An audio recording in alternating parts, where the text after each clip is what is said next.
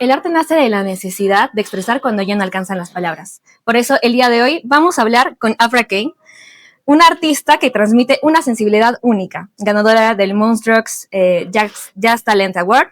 Su voz combina la fuerza del sol con la profundidad del jazz y la espiritualidad del gospel, creando una experiencia que va mucho más allá de la música. Nació en Italia, creció en Suiza y ha logrado construir un sonido que cruza fronteras, culturas y emociones. Welcome, Afra Kane. Thank you.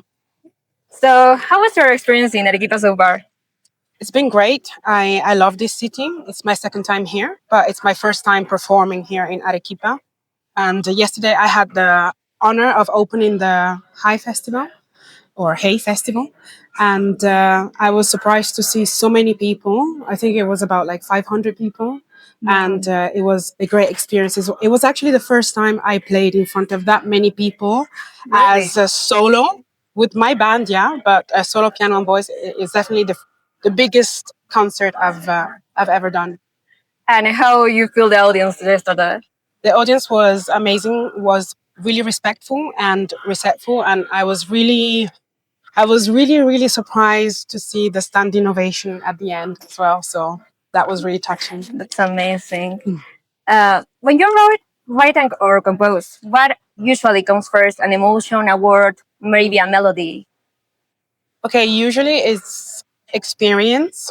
It's more like what I'm going through and literally trying to put some words and some just expressing what I'm trying to digest in me.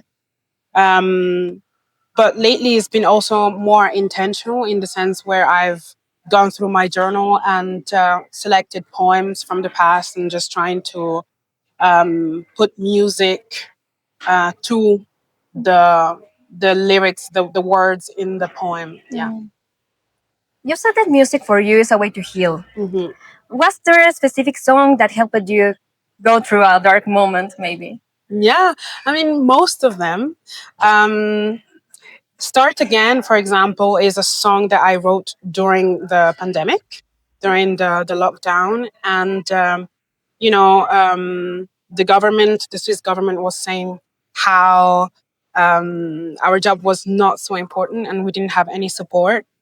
And I was pretty angry and I needed like a little bit of a push because I was about to quit music completely. And I thought myself to go back to uni and start like a completely different path.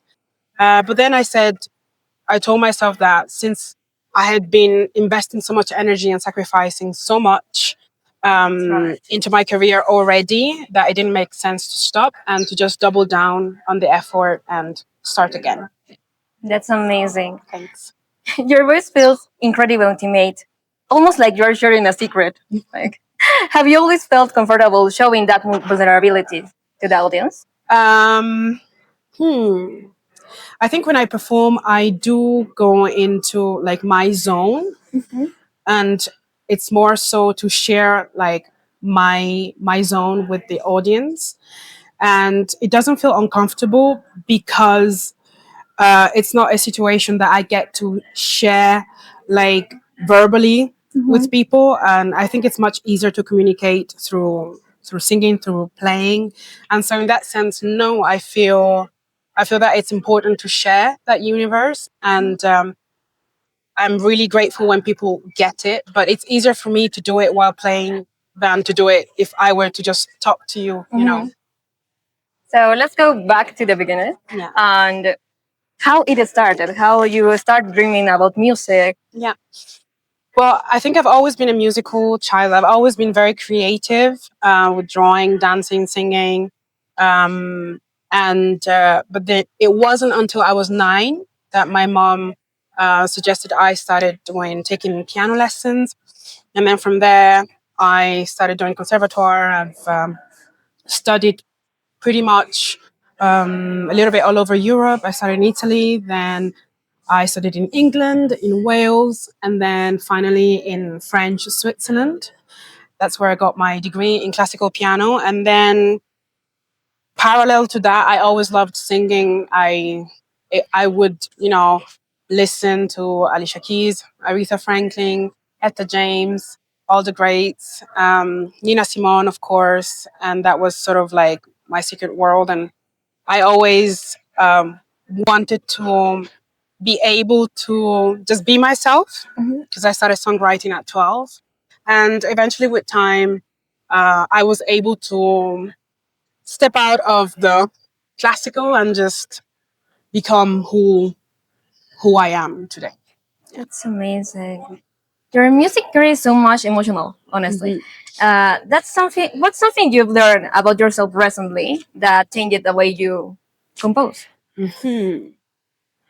I think what I've learned about myself is that I am very sensitive, and I am someone who is very strong, but I am very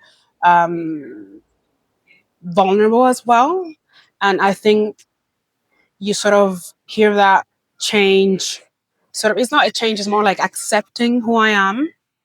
Between the first and the second album, between Hypersensitive and Could We Be Whole, and not being afraid of bringing all the classical music background to it, and just being more vulnerable with my music, even though it means sometimes touching like sensitive subjects. I think it's just very important for me because music is not only entertainment for me; it's just like it's part of who I am, and it's a part of it's one of the languages that I use to express myself. Like you said before, it's like expressing when you don't have the words. Yeah, exactly. That's amazing. And when you're on a stage and see someone that is really feeling like the music that you're singing, what goes through your mind in that moment? I'm very touched, honestly, and most times after I perform, there's some people who will tell me that they cried, that they really. Sorry, I just touched the mic. I'm sorry.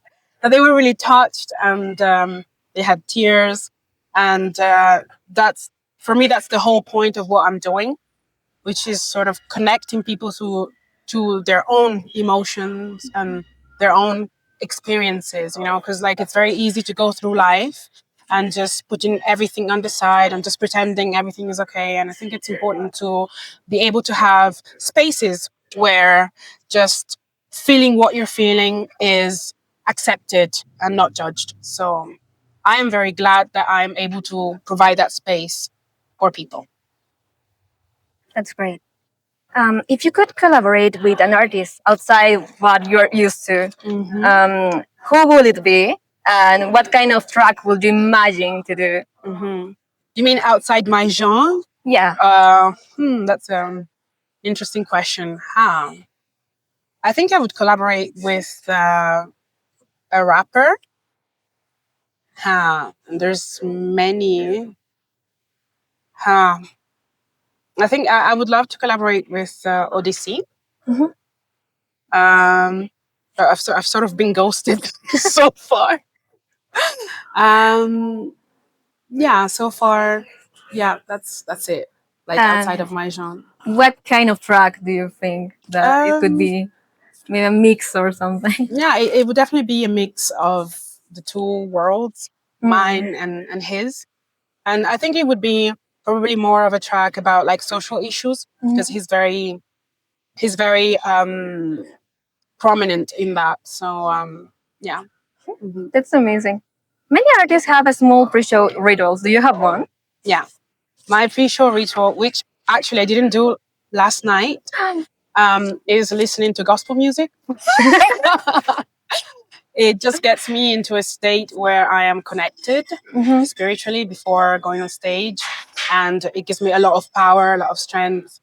And I don't know why last night I was in complete silence. There was no music in my lodge. I don't know, but I felt quite comfortable nonetheless. And then I warm up my voice as well. Now trying to warm up my wrists because I tend not to do that, and I got a really bad tendinitis, so I really have to stretch. Boring stuff. But well, I understand you because gospel is so powerful. Yeah, it is. Yeah.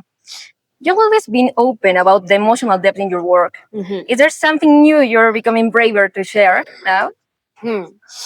I think as I am approaching my fourth project, I think I am trying to be more bold with the sounds, and diving a little bit deeper into um, electronic music, in the sense of how do you say? Yeah, to just dive deeper into a more modern sound without shying away from my universe. That's a good mix. Yeah, but I think it's a tricky balance. Yeah. I don't want to completely sound. I don't want it to sound completely not me. So I'm still trying to figure out that balance. Yeah. Mm-hmm. Your voice has such timeless quality. Do you think your current sound reflects who you are now, or who you are still becoming? I think I am in constant evolution, and I don't want to think myself as already like finished with my growth and with my music exploration. To be honest, like I've also been diving deeper into the music of my roots, like Afro beats, and so that's been important for me. I last week I played with Gabriel Alegria and his sextet, and I got to play a typical Nigerian percussion instrument, which is called ogene, for the first time. And so I've never been too much into labels, and I think I'm just in constant evolution, and I think the what's sort of scary for me would be to, you know, completely do something completely new, because of what people have already listened from me. But the truth is, I am different layers. I am, different backgrounds culturally and musically, and so yeah. I don't know if that answered the question. But It's okay. You're constantly exploring different cultures and sounds. And recently, well, you were in a tour, like in South America tour. Has any musical tradition recently surprised you or inspired you? Maybe. Yeah, I think Afro-Peruvian music is definitely very inspiring for me. I don't know much about it, but I'm really excited to dive deeper in the history of it as well.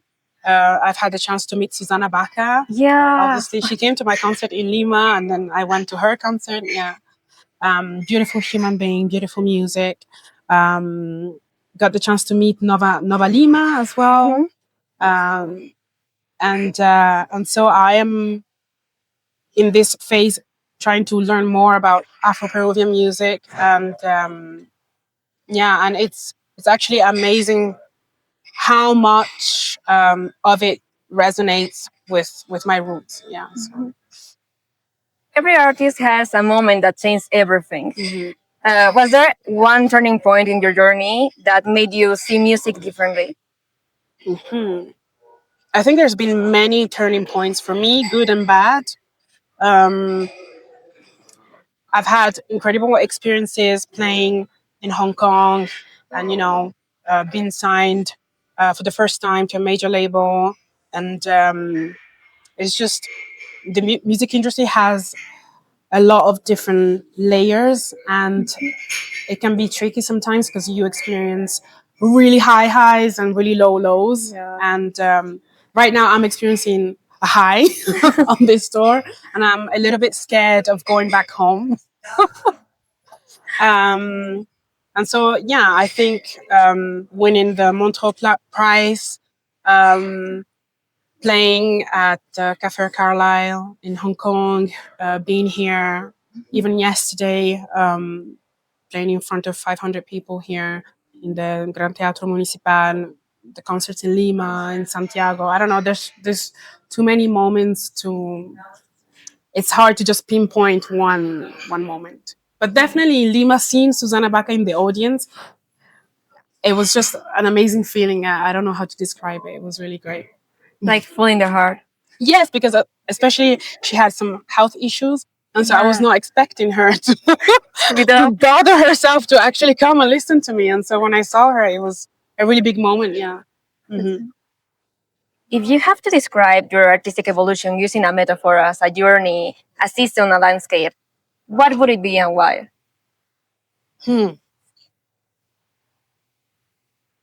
I always describe my music as like a rough diamond because I'm very rough, but like underneath the roughness, there's a lot of beauty, I think. And so I think I would use that metaphor to describe my career as well. That's great. This is going to be a little like a funny question, I think. If your music were the soundtrack to a movie scene, what kind of a scene would it be? Oh my gosh! Oh, that's so hard. How can I? Oh my gosh. I think it would be probably just two people just sharing, discovering their biggest secrets. Yeah. That's right. You're exploring different sounds and things. So you listened to Susana Baca before. I think you were in a concert. Is there any sound that was particular, like catch your attention or something? Of Susana Baca's Of Susana songs? Baca. I like the song. I don't know the title of that song, but it's she sings Negra. Mira Ni que te te quiero. quiero. Yeah. I love that song, and I love the rhythm. I love the choirs. She has a lot of male choirs, and I think that's really beautiful because it's rare, and Yeah. I love her spirit. I love she has a lot of grace as well. She has a large range. What do you listen to when you're not creating? Like, I listen to a lot of music. I listen to jazz. Been listening to Nubaya Garcia. She's a saxophonist. I am listening to Hermanos Santa Cruz, Nova Lima. Yeah, listening to Ahmad Jamal. wow. Yeah. What else? I have Marvin Sapp gospel album on loop. Emily King, Sons of Kemet. Yeah, I listen to a lot of music. Maybe that's why I don't create. I haven't written anything this year, from a few songs. But you learn about it. So something that it's not like a waste of time. Yeah, and also the Cavemen. I listen. They've just released a new album. So, yeah, that's so weird. Between traveling, performing, and creating, how do you find your balance? Moments of silence. I don't have a balance. That's the thing. Yeah, it's tricky because when you don't have work, it could be anything from. And when I say work, I mean like touring, because there's always something to do. I mean, either writing, admin, searching for grants, applying for grants and stuff like that, coordinating, organizing.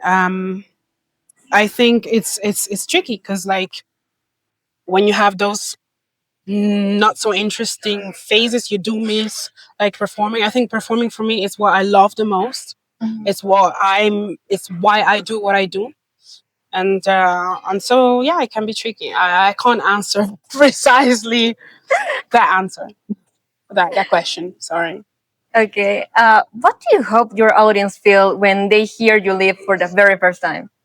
When they hear, When they hear you live, like in a concert. live. Live. Okay. Live. Well, I hope they, even though they might not understand all the lyrics, like for example, here in Arequipa, I hope they still are able to get the message of the songs and enjoy their time and feel uplifted after my concert. Yeah. This is going to be a little bit emotional. Okay. So it's like travel to the past, like in a way. If you could talk to the Afra, like the little Afra that was first dreaming about music, what would you tell her now? I would tell her to persevere because no matter how many people tell her that she can't do or should do certain things, that she should always trust her intuition and trust herself, ultimately. That's the most important thing. So I think we are running out of time. So it's been a pleasure to talk with you. Your music is really Likewise. inspiring. Thank you. Thank you so much. I was really enjoying your music yesterday. So yeah, what you do know? That's really cool. Well, so thank you so much. And bueno, muchas gracias a todos. Esto ha sido nuestro programa por el día de hoy. Yo soy Tiziana Barrios y esto fue Entre Líneas, donde es un espacio que mezcla cultura, arte y también ideas. Muchas gracias.